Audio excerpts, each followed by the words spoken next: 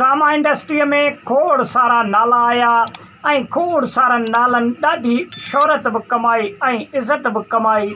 ऐं उन खां अलावा अॼोके वीडियो में जंहिं फ़नकार ऐं जंहिं गुलूकार जी असां ॻाल्हि करे रहिया आहियूं उन जो नालो आहे याया भुट्टो, जेको तमामु बहितरीनु हिकु आर्टिस्ट हुयो सिंध जो ऐं खोड़ सारनि ड्रामनि में ऐं फिल्मनि में हुन पंहिंजे अदाकारीअ जा जोहर ॾेखारिया। दोस्तो, याया भुट्टो हिकु बहितरीनु सिंध जो अदाकार हुयो जंहिं सदोरे सां गॾु ऐं उन खां अलावा सिंध जा जेके ॿिया आर्टिस्ट आहिनि उन सां गॾु तमामु घणो कमु कयो सिंध टीवीअ सिंधी आर्टिस्टनि में ऐं सिंध जे जेको सखाफ़त आहे उन खे बि उजागर कयो।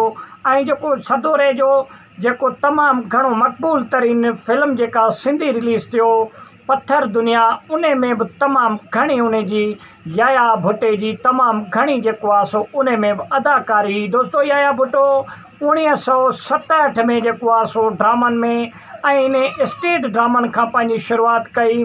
नंढे हूंदे तक़रीबन उन जी उमिरि 14 साल हुई, तॾहिं खां ई ड्रामा इंडस्ट्रीअ में पंहिंजो कमु करणु स्टार्ट कयो। दोस्तो, अॼु असांजे हिन जेको आहे सो विच में हिन वक़्तु न आहे रहियो, लखनि ऐं हज़ारनि माण्हुनि जे लुणकनि सां उन खे आख़िरी आरामगाह में जेको आहे सो रखियो वियो। दोस्तो, याया भुट्टो तमामु सिंध जो भलो अदाकार हुयो ऐं कुझु बीमारियुनि सबबु जेको आहे सो हुन हिन दुनिया मां लाॾाणो कयो ऐं हिन वक़्तु असांजे विच में मौजूदु न आहे।